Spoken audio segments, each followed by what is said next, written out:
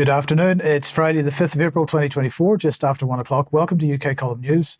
I'm your host, Mac Robinson. Joining me today, we have Ben Rubin and Debi Evans. Now, we're going to get started with Ofcom, who have published their plan of work for 2024 and 2025, and it's really exciting. It's so exciting. It's impossible to know how they're going to actually get through it all. So let's have a look at a couple of the items that they're talking about here. First of all, they are going to work this year to develop a media that we can trust and value. Audiences can watch and listen to public service content which is broadcast across the UK and reflects its diversity, a plurality of choice of a wide range of providers and producers competing fairly for audiences. And of course, what they don't say is that as a result of the online safety bill, there will be a plurality of choice with regard to whether it's BBC or ITV or Channel 4 or GB News that you watch. But the content will be the same on all of those platforms. More or less. But don't worry, audiences are going to be protected from harmful content while freedom of expression is safeguarded, but only certain types of expression. They then talk about living a safer life online. So services have appropriate governance and accountability arrangements in place to assess risk to users, especially children. So they keep banging on the child drum here. Users are aware of what they can do to be safer online, including controlling the content that they see. And part of this is all about making sure people are literate with respect to the internet and so on. And the final item here, as I'm sure Ben will have something to say about, is trust. Ofcom is established as a credible and trusted online safety regulator with whom? Maybe with other online safety regulators around the world, not with the general public. But if we put that back on screen, again, there's a third one here, which is enabling wireless services to the wider economy. And they're saying that spectrum is available to enable the communications industry to meet anticipated growth and innovation in consumer mobile and wireless services.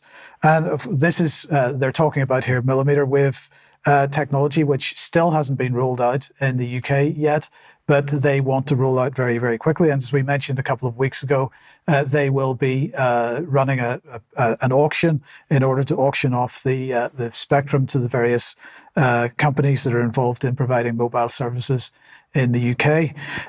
So that is really what they're talking about with respect to their business plan. I went to look at how many jobs they have advertised at the moment because they don't have the staff to actually pull this gag off at this stage. And they have 8 roles available at the moment, none of which are with respect to online safety or the media at all. So it's not clear how they're going to manage to succeed here. But don't worry, it doesn't end with these types of issues because they also talk about AI. They have also published their strategic approach to AI for 2024 and 2025, because Ofcom will also be the regulator for AI in the UK. No one knows quite how, but that's what they're going to be. And this is basically what they're saying. They're saying whatever the government says. So they're quite happy with the government's approach to AI regulation. Now, of course, while all this is going on, they continue to have their call for evidence on online safety regulation. We talked about this a week or two ago as well, and they're looking for evidence mainly from the platforms on how they're going to meet the obligations under the new Online Safety Act. Reddit has now, or in the last week or so, decided to wade into the debate here by saying, well, basically, we're going to quit the UK, or well, maybe not actually, because they aren't really in a position to quit. They're just about to IPO, so they're about to launch on the stock market. And they are particularly concerned that the online safety regime, they're not so much concerned about it as it stands, but they're concerned that the way that the online safety regime might be implemented means that they, as a smaller organization, by comparison to Meta or to Twitter, would be unfairly discriminated against because the regulatory burden on them would be higher as a smaller business. So really, this is just them giving their feedback on how they see the situation going. But Ben, trust is absolutely at the heart of this. Media literacy is at the heart of what Ofcom wants to do over the next 12 to 18 months. But, frankly, they don't have the budget to pull all this off. So I'm not really clear how they're going to achieve it. But I just thought you might like to comment on the trust issue in particular. Trust as it relates to Ofcom, I think they've got an uphill struggle. Let's just put it like that. And they're going to be trying to enforce trust, ram it down our throats using algorithms, using this technology. But I think that the harder that they try, the less we're going to trust them ultimately. Yes, indeed. So let's come to you now, Ben. And of course, in the meantime, we've got other policy agendas working hard in the background. B Corps, because net zero is on its way. Absolutely, yes. There are many agendas afloat in society at the moment. And in March, we saw a big noise about B Corp, the industry body focused on the certification of small businesses to show that they adhere to a very specific set of operational and ideological principles. There was a big noise about it, and we've got a short film here to introduce the section.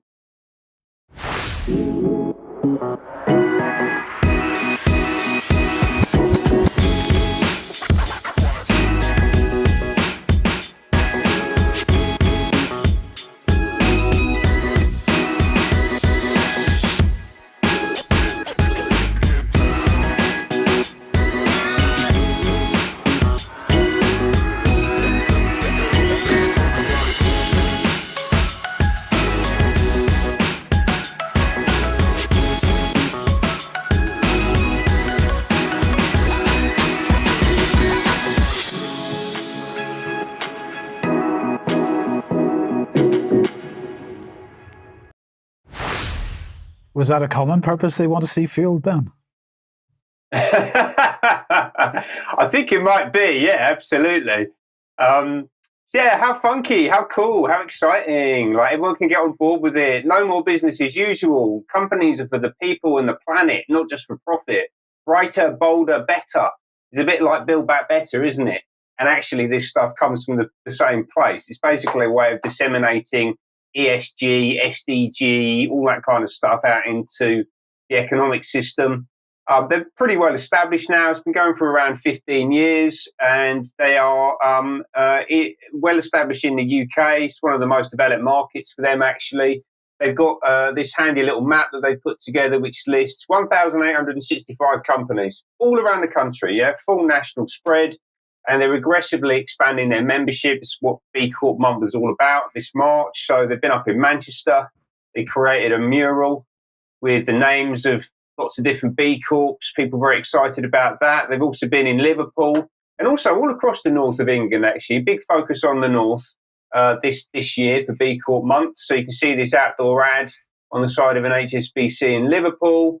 It's all about forward, it's progress, right? This is the progressive mantra. We've got to move forward. We've got to get away from what we've had before. That's all terrible. We've got to go to this brave new world that we're going to create.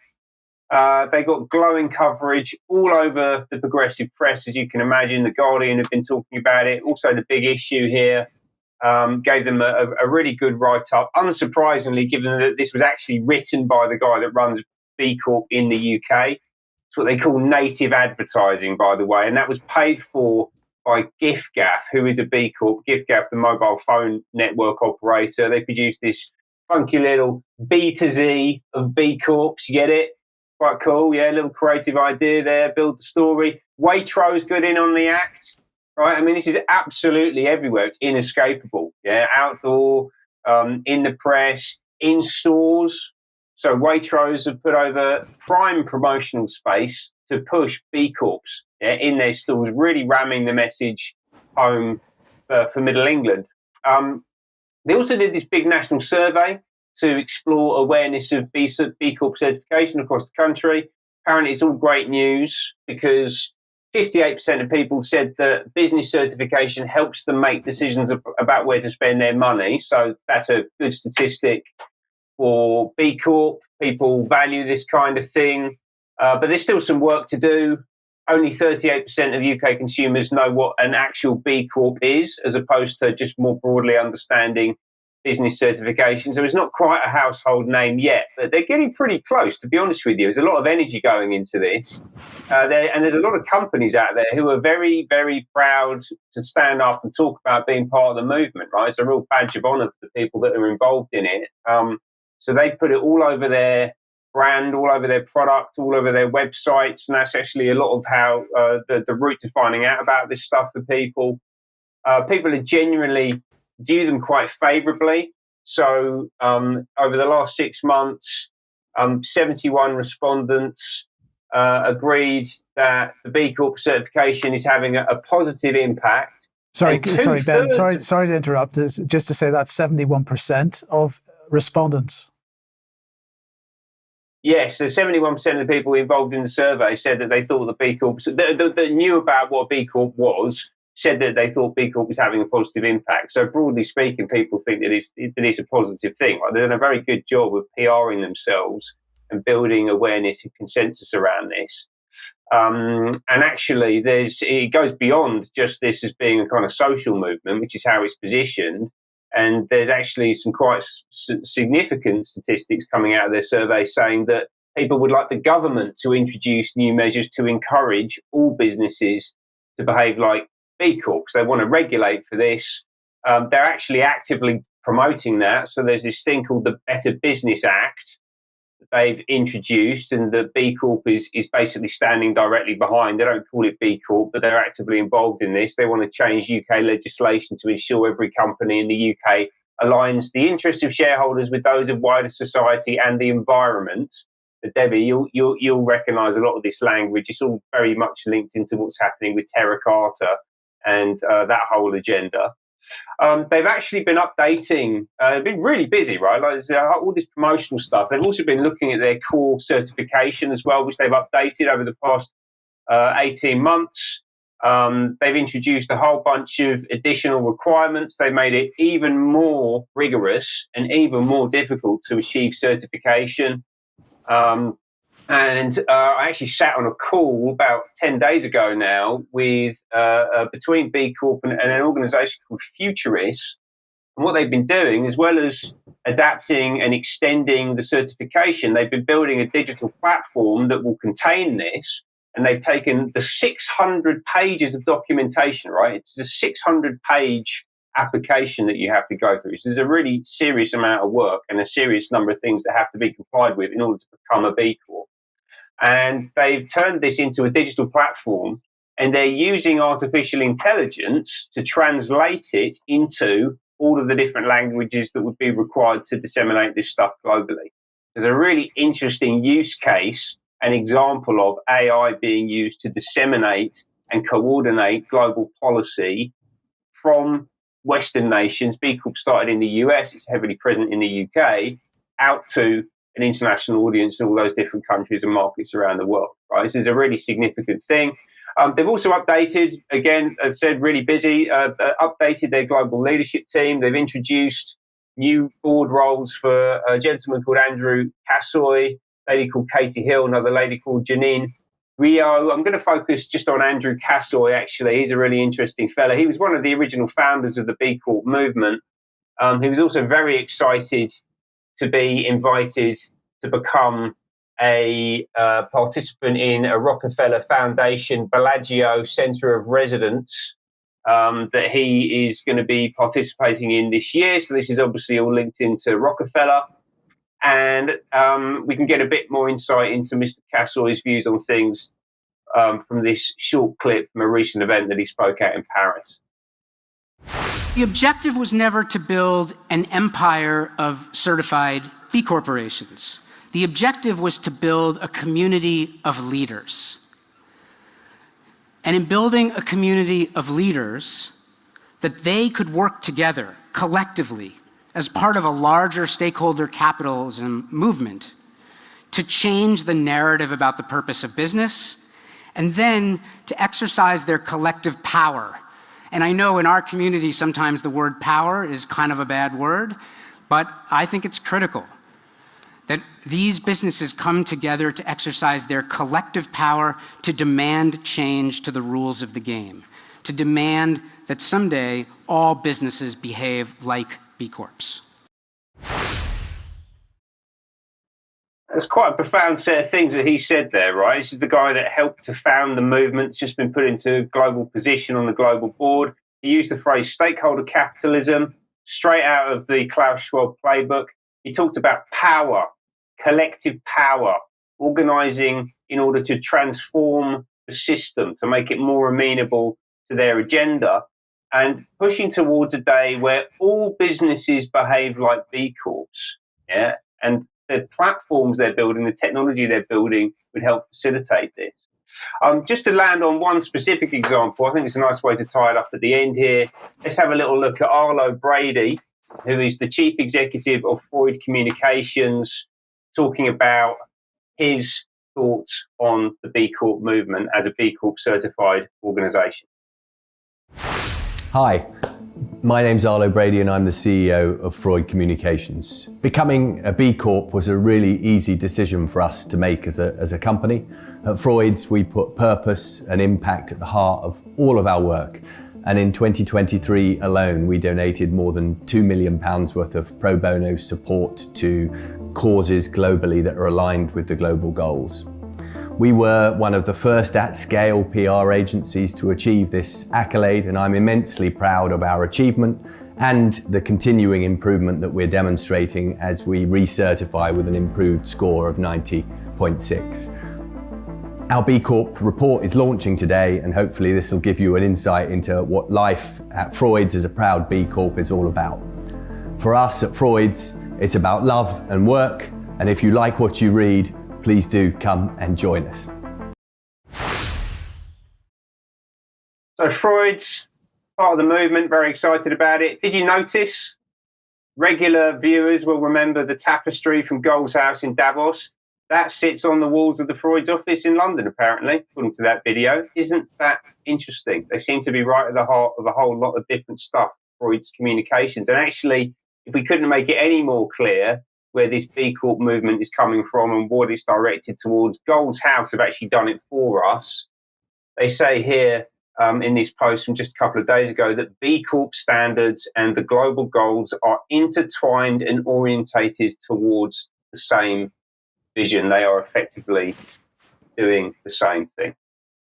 Yes, okay. I think we're going to talk a little bit more about this in extra. I've got quite a few questions that have come out of that report, Ben, so thank you very much for that. Now, let's move on to, well, the question is, Debi, are we ready for war? Good afternoon, everyone. Yes, and that is the question. And what brought me to this question actually was the NHS board meeting last week. Now, it hasn't been published yet on YouTube, but I'm a bit impatient and I like to look at the board papers. And there were a number of board papers that interested me. But we've all become used, haven't we, to emergency drills. The NHS is completely overwhelmed, as we know, too many patients, not enough beds.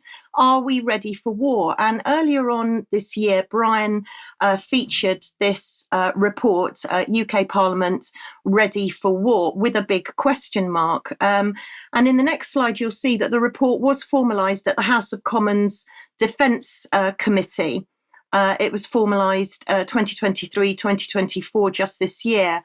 But Sky News have been asking the same question, actually, as I've been asking, which is the UK preparing for war amid threats of conflict? And what did they find out? Now, just remember, this report was only on the 3rd of April, so it's recent. So what did Sky find out? Well, they found out that according to leaked reports, there's going to be an exercise next week, our 2-day war game, which is going to take place involving the Ministry of Defence, the Cabinet Office, and the Home Office.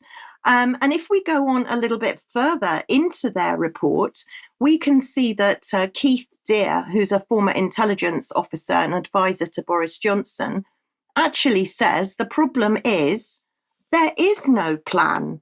So do the NHS have a plan? And that's my next question. And the NHS board meeting last week brought up their annual emergency preparedness, resilience and response assurance report. So I thought, well, you've got to go and have a look in that. Obviously, it's an annual update, so we're not presumably looking at anything too much in the near future. However, let's just dissect it a little bit. So disruptive threats, they're looking at weather, infectious disease, major transport accidents, or a terrorist attack. And what I found a little bit alarming was that they're kind of bragging that 370,000 people will be supported by an integrated primary and community mental health service this year and for next year. And my concern is that actually we shouldn't have that many people that need mental health support. But we've got a new NHS resilience team, and we're going to be reviewing the operations. But operations for what exactly? Well, we seem to be looking at mass casualties, burns annex, pandemic, hazardous materials, managing contaminated individuals who present to healthcare. We'll come on to that in a minute. And other NHS buildings. Now, I'm not quite sure what these other NHS buildings actually are. Perhaps they're the Nightingale hospitals, I'm not sure. But clearly you can see that there's going to be implementation of new standards in relation to ambulance services, chemical, biological, radiological, and nuclear support to acute trusts. But the other thing I found in their report was that they were talking about energy disruptions. So they're talking about energy supply chain disruptions. But I've just highlighted it there in red because it's slightly different from other reports they've brought out, which is indicating that we may be looking at long duration power outages. Now, I don't know what those long duration power outages exactly are. Perhaps they're going to be extreme weather. Maybe that's what they're going to be focusing on. But what are they basing their modelling on? Why are they doing all of this preparedness now? So here are some of the things that have happened in the last year or so. So they've been looking at the coronation. They said that on May the 23rd, there was a big health input. They needed a lot of coordination. The knife marauder in Nottingham has given them something else to model on in June 23. Then there was a BT technical fault, which meant that people couldn't contact 999, and there were actually 11,500 calls that were impacted before BT could back up the systems. And then if we move on to September 2023, we can see that they're looking at RAC. They're using RAC as a modelling tool. That's the reinforced autoclaved aerated concrete. We've seen that in public buildings and schools and some hospitals. Also, they're looking at the car park fire in Luton. If you remember, we were looking as to whether that might have been caused by an electric vehicles. Also, suspected hijacked aircraft. Nothing actually happened on that incident, but they treated it as a major incident. But then we're looking at November 23, more incidents that they're modelling on. So we've got a water supply interruption. And then, of course, this year, we were looking at that big launch of the measles incident MMR campaign. So they're wanting to uptake on vaccinations, and they consider that a major incident. And then finally, we're looking at 2023 and 2024 carbon monoxide in Lincolnshire poisonings, and even in our very own home county of Devon in Plymouth. They're looking at modelling on the World War II bomb that was recently found in someone's garden. Now, this is all taking place with a tripartite of partners. So we're looking at the NHS, the Department of Health, and the UK HSA. And NHS England have now revised this programme, which is going to be implemented in autumn 2024. But who's going to be doing these exercises? The NHS is overwhelmed. We haven't got enough staff. So I found this paper from Cambridge. Can live actor patients in a mass casualty incident exercise benefit as exercise players? And if you look at the discussion there, it says on the next slide, it'll say that it's imperative for staff to know what to do to respond. However, globally, there don't seem to be enough resources. There's not enough staff within the health services to be able to be released to do these exercises. So who does these exercises? Well, look no further than Crisis Cast. And Crisis Cast, they carry out simulations of incidents. So for the UK, the Middle East, and well, actually globally, worldwide, but they're looking at, they work with schools, with local authorities, they work with shopping centres, media, military, criminal justice, government, private security firms, you name it. But who are Crisis Cast? And Crisis Cast actually are the learning and development consultancy, which is another segment all of its own. And also there you can see the National Counter-Terrorism Security Office, Army Be the Best. and Cyber Essentials. Now, Cyber Essentials are a UK certification scheme which shows how an organisation has got protection against any kind of cyber attack. So the clients, long list of clients here, very interesting clients. You've got the National Counter-Terrorism Security Office, the Ministry of Defence, G4S, Sussex Partnership NHS. That's interesting because that's where our very own Stephen Lightfoot, who is chairing the MHRA board meetings for so long, he's still chair. Bournemouth Uni, Open University, British Army, and ADS, who kind of a talent spotter in aerospace, defence and security, the UK Parliament and Securitas. And just to finalise this segment and highlight that mass casualties are definitely on the agenda, and it's asking more questions, I think, than answering. But of course, the WHO have got their finger in the pot too. So if you want to find out more, mass casualty management system document from the World Health Organization. Okay, thank you for that, Debbie. Okay, if you like what the UK Column does, you'd like to support us, all the information about how you can support us is at support.ukcolumn.org. We do need your support, and we'll be talking a little bit more about that in extra in a couple of weeks' time. But please do have a look at that page and help us out if you possibly can. You could pick something up at the UK Column shop, but please do share anything you find on the various platforms, especially ukcolumn.org and ukcolumnextracts.co.uk.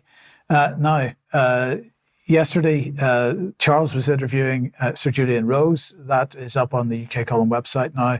Have a look at that. It's an extremely interesting interview. Have a look at that if you possibly can. It's called The Corruption of the Organic Movement. And also another reminder of the interview with Hilary Baltrop, who I'm glad to say is a UK Column member, will be on with us on Extra today to discuss, at least we hope she will, to follow up and to say, well, basically she wants to say thank you to everybody that has offered so much support following that interview. So please join us for that. I also want to remind everybody about the Sounds Beautiful Festival taking place in Dorset and Wimborne on the 27th to the 30th of June. UK Column will be there along with many other people. And Wendy Jane, who's one of the organisers, will be joining us in Extra for that as well. But Debbie, the series of No Smokes Without Fire is doing very well. The series on the Green King, which is, of course, is King Charles. So tell us a little bit more. Well, yes, I would like to thank everybody. You know, we've had some phenomenal comments and thank you so much, and lots of information as well. So the series is growing all the time and getting much more interesting. But I just want to highlight a little bit from next week's No Smoke, which is going to go out, because this is particularly for us here in the UK, but also our friends in Canada, Australia, New Zealand, and Australia, New Zealand and Canada. Particularly pay attention because we're going to be talking about the Commonwealth and how does it figure in King Charles's plans? Where's the funding streams coming from for King Charles's big sustainable initiatives? And it gets a very interesting story. But I want to introduce you to CANZUK International. And we will be talking about a super Commonwealth, perhaps. And I've got a little bit of video to show you about what is CANZUK and the clues in the initials CANZUK for Canada, New Zealand, Australia, UK. So CANZUK. Let me introduce you to CANZUK International. By implementing a CANZUK defence agreement, such cooperation would increase significantly, creating a military alliance of like-minded, sovereign nations with a tremendous presence on the international stage. Firstly, the CANZUK countries are geographically positioned to rapidly deploy operations in either the Atlantic or Pacific Oceans, ensuring the safeguard of sea lanes, trading routes, and offshore territories across the world. Given their locations, and by engaging in closer operations, the CANZUK countries would have a formidable presence to ensure international peace and security.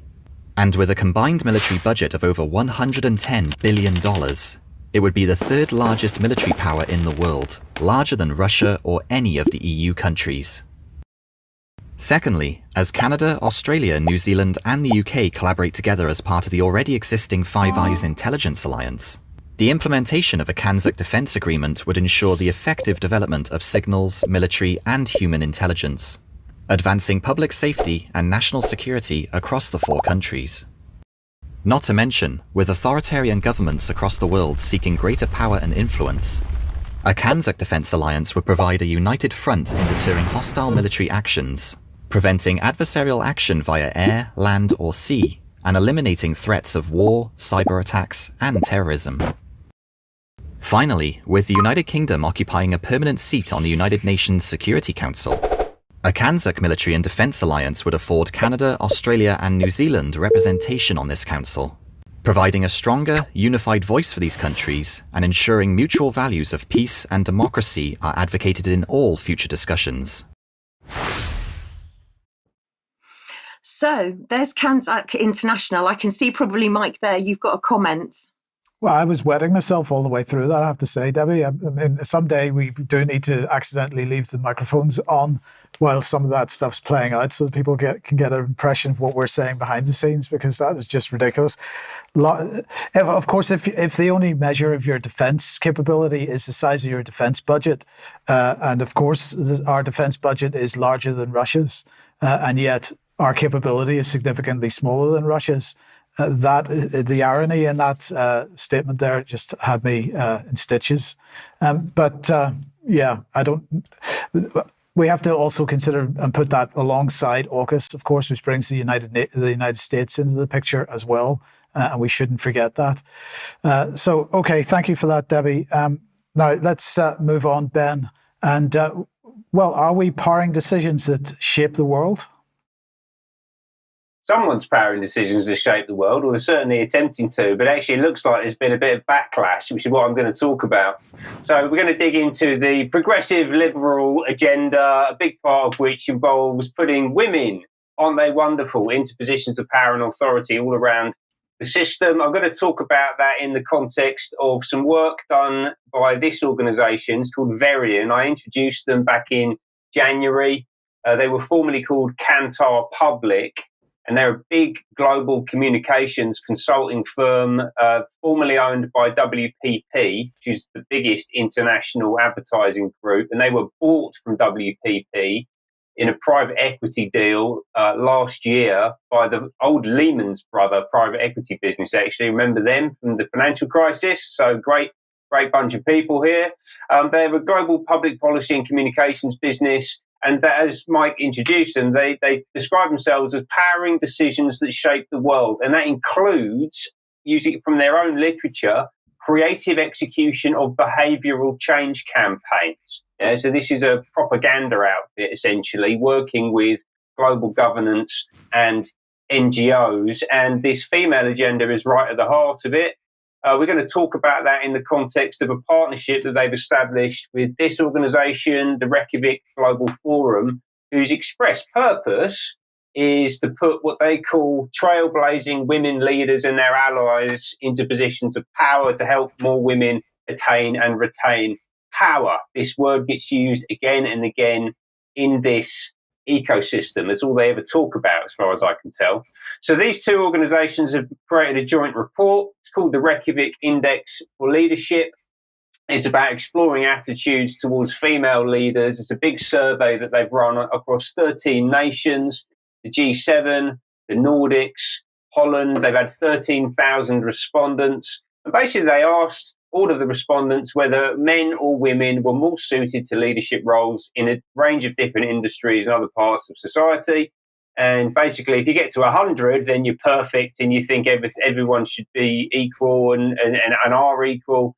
And actually anything less than that is evidence of what they call prejudice. And they're very excited because we're starting to see a downward trend. They've been running this since 2018. The numbers have been going up and have been relatively stable for the past 5 years. But this year, they've gone down. So we're becoming more prejudiced, apparently, according to their survey. And that's being driven, interestingly, by young people in particular. Yeah, so young people are now more prejudiced than their parents. More young people think that men are better suited to positions of leadership than women, right? And apparently, according to the report, that's all to do with disinformation and Andrew Tate and social media.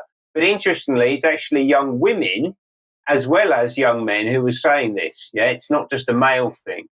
And there is a consensus view forming or a growing perspective that men are actually better suited to positions of leadership than women in almost every area of society.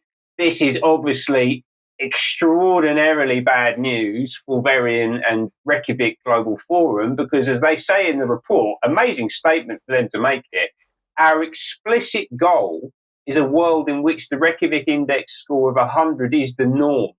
And this would be a world where men and women are viewed as equally suitable to lead. Well, nothing to do with whether they are actually equally suitable to lead. It's all to do with whether they are viewed as such and tracked as such in our report. Just think about that. That's a really fascinating statement for them to make. This big multi-billion-dollar international corporation funded by private equity money, hyper-focused on delivering this. Now, obviously, the findings have not been particularly positive. If that's their end game, there are 4 conclusions that they've drawn. The first one, I won't read all of this out. It's probably a little bit difficult to see, but I'll summarize. The first one is the biggest concern is the increase in prejudice that we're seeing in younger people. And their recommendation is that policymakers, business leaders, the media, academic institutions, the whole of society needs to work together to dig into this and to make interventions which can change that, which can make a tangible and sustained impact against reversing that trend. The second point is we got to keep going. And this is the classic double down mentality that you get from the left in particular, right? So they've recognized that their data paints what they call a dismal picture, but there are areas where progress is taking hold, so we've got to stay the course. The third point is we've got to stop thinking that needing to fix women is the answer. Women aren't the problem, according to the report, and we don't need to fix them. The issues are about the way that organizations, companies, and societies work. So we have to re-engineer societies, companies, and organizations in order to meet the stated aims of this group. Fascinating. And then the final point is we need to take a much stronger view about the actions, behaviors, and microaggressions that women and other groups experience every day in the workplace. So those nasty men have got to be put in their place, basically. And we need retraining in order to adjust our behavior, right? And that all feels a little bit, to me, like this, doesn't it? The famous Clockwork Orange re-education scene, right? The beatings will continue until morale improves. I'm not sure that doubling down and insisting on this being rammed down people's throats ever more comprehensively is going to work, ladies, unfortunately. And actually realizing that would be what a leader would do. Anyway, where's this coming from? There's 3 characters I'm going to chuck in the mix that have just popped up to me from this organization I think are really important to look at. First one is the UK CEO, this fella here, Craig Watkins. Now, he's been there for a couple of years now. He joined when it was still Kantar Public, just before the pandemic, actually, in 2019. So he was there through that entire period of behavioural modification that happened. And I'm sure that they were very heavily involved in that, like all of the communications networks. But before that, he was at EY, formerly Ernst & Young, the big consulting firm where I spent a couple of years of my career. And he actually ran business development for the government sector, sitting on top of £165 million in revenue a year, right? This is a lot of money floating around in this public-private marketplace. And before that, he was a civil servant. He was at the Ministry of Justice, the Home Office, and the Metropolitan Police. So from a very long career in the civil service, he's gone straight to EY, helped them earn a load more money in their government business. And now he's gone into this organisation, Varian, and is no doubt using his black book to open up very lucrative deals for Varian inside UK government and elsewhere. Really mucky, this stuff. 2 non-execs have just been appointed. 2 very interesting non-executive directors. The first one, this fella, Matthew Postgate. He was, up until fairly recently, the Chief Technology and Product Officer at the BBC. He also helped launch the iPlayer, was responsible for the migration to mobile, big player in the media world. And whilst he is on the board of Varian, he is also on the board of UK Strategic Command within the Ministry of Defence. right? So the Ministry of Defence is sat right next to this organisation promoting this agenda and focused on behavioural change. Fascinating. Another big hitter this time, David Miliband, the lesser spotted Miliband, spending a lot of his time these days as the Chief Executive of International Rescue out of New York, but also bringing his network and expertise to bear as a non-executive on the board of Varian. And what else has he been doing with his time? Well, he's been hanging around with some ladies at Davos House, where Arlo Brady and the Satanic Tapestry go every January to coordinate their plans for global governance. And all of this stuff is linked back to the same tiny little group of people. Debi, I'm going to have to ask you what your thoughts are on what Ben's just reported. Do you know what? I knew you were going to say that, and I'm trying to process this because I'm like, I haven't got any words for a minute. Can I come back to you on extra on that? Let's do that. Yes, I'm very, very keen to hear your view on this. Okay, well, sticking with gender issues of a type, I want to bring this report on screen. This is a scientific paper called Development of Gender Non-Contentedness during Adolescence and Early Adulthood. And of course, this is talking about people that are experiencing, or children that are experiencing, gender dysphoria of some kind. I just want to bring one of the graphs on screen here. Because what they're saying in this report is that 78% of children, in this case from the age of 10 upwards, and in fact they're into young adulthood as well, 78% of people don't have an issue with gender, with whatever gender they think they are. They do not have any gender non-contentedness as they talk about it. They talk about 2% of people from the age of 10 upwards who have an increasing gender non-contentedness. So that would be increasing from almost never saying that they wanted to be of the opposite sex to being sometimes saying that they want to be of the opposite sex. And then the remaining 19% of people, as they get older, they basically drop this whole notion of having trouble with the gender that they are. So they're saying that that 19% falls from almost never talking about wishing to be the opposite sex to actually never talking about wishing to be the opposite sex. So let's just look at a couple of the points that they make in their conclusion here. First of all, they say, we find that gender non-contentedness is most common around the age of 11, and that the prevalence decreases with age.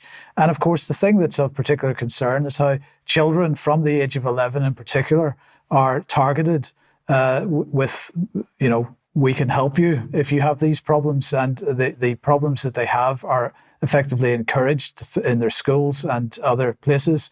So if we put that back on screen again, then I just want to remind everybody of the comments that Bertrand Russell made way back in his book, The Impact of Science and Society. And he was talking about the future scientific dictatorship that we were all going to be living under. And he said, I think the subject which will be of most importance politically is mass psychology. Its importance has been enormously increased by the growth of modern methods of propaganda. And he said, it may be hoped that in time anybody will be able to be persuaded of anything if he can catch the patient young and is provided by the state with money and equipment. Now, we're going to talk a little bit more about who's being provided by the state with money and equipment in a minute. But I just wanted to make the point that catching people young and sort of encouraging these thoughts is something that we've witnessed over the last number of years. And just make the point that this is something that the establishment has understood for quite a long time. Now, coming back to the report then, they said that the results of the current study might help adolescents to realize that it is normal to have some doubts about one's identity and one's gender identity during this age period. That's from the age of 10 upwards, and that this is also relatively common. And they say that our data indicate associations between experiencing gender non-contentedness and a poorer self-concept and mental health throughout adolescence. And the thing that I think we have seen is how that idea of having a poor self-concept and having poor mental health is something which we've seen encouraged in people, and this is, I think, of concern. So now, of course, as a result of this encouragement and the physical harm that's been done to people as a result, the Gender Identity Development Service was closed recently. We reported this at the time. This, of course, is Tavistock and Portman Foundation, NHS Foundation Trusts. But as Debbie pointed out to me earlier, it does say here very clearly that new services for children and young people with gender incongruence are being established with the creation of a northern hub and a southern hub. Now, there's a lot of talk in the media over the last couple of days about the chaotic nature of the creation of these two new hubs. But Debbie, this just looks to me like, just as with other pretty unpleasant NHS strategies like Liverpool Care Pathway, for example, they're just rebranding Tavistock into a new form, and they're just going to carry on regardless. Yeah, 100%. And I have got something to say about this, because honestly, just a couple of weeks ago in my blog, I was reporting about this new gender service. What they're trying to do is get GPs to sign up to go on a short course, a gender counselling, gender reassignment, gender referral course, so that now there are 5,000 children on the waiting list, and many of them are going to be referred to GPs, and GPs are saying, we don't know anything about gender reassignment, which is why they're being incentivized to sign up, learn, so that now... Thanks, Debbie. Just want to sort of finish the main segment here on NATO. And obviously the last 2 days have been a celebration of NATO's 75th anniversary. Some people have been celebrating anyway. One of those people was our illustrious leader. If we can bring him on screen and see what he had to say. In 1949, in the hope of avoiding another devastating war, the UK joined together with a handful of allies to sign the North Atlantic Treaty and pledged that we would also always come to one another's defence.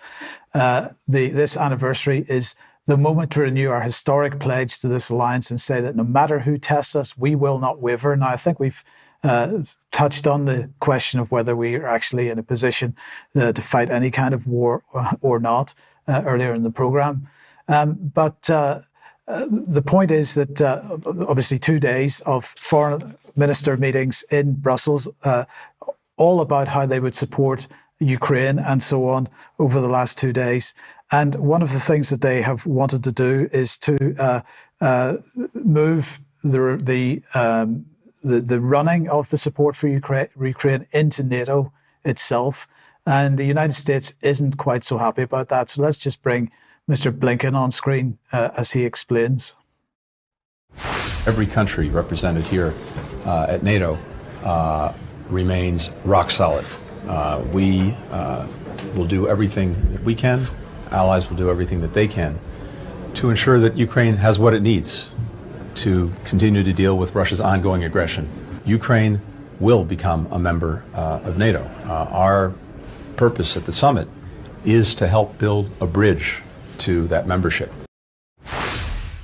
So he's prepared to go that far and say that Ukraine will become a member of NATO. But Stoltenberg was wanting to go further. He said today allies have agreed to move forward with planning for a greater NATO role in coordinating security assistance and training. And of course, we were talking about this on Wednesday. This takes NATO potentially into direct conflict with Russia. So if we put that back on for a second, then John Kirby had this to say. It's bigger than NATO, this effort to move coordination role into NATO. He said that there are 50 some odd nations around the world, including in the Indo-Pacific, involved in supporting Ukraine. And what brought them together was American leadership. So America not quite ready to cede this power to Brussels just yet. But it was left up to the Hungarian foreign minister to talk a bit of sense here.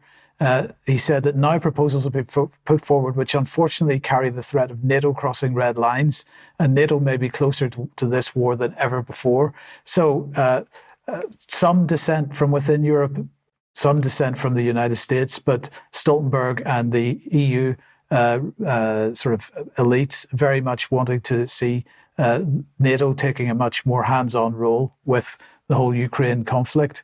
As for Russia themselves, this is what the Ministry of Defense was saying. The Kiev regime does nothing without the approval of its Western curators. Now, he was speaking here to the Russian defense minister.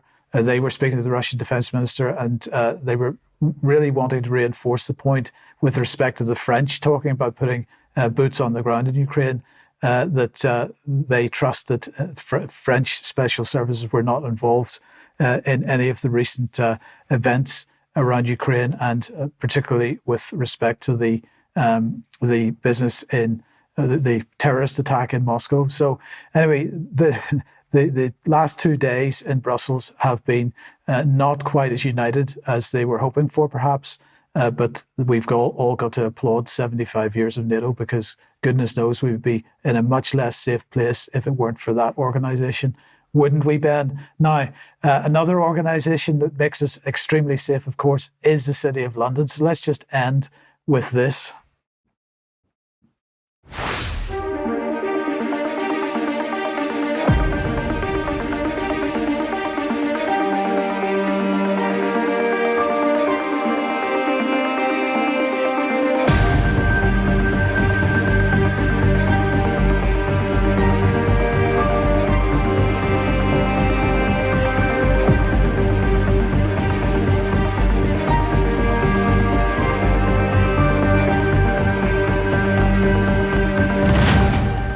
To create a more sustainable, diverse and competitive city corporation, we need a plan.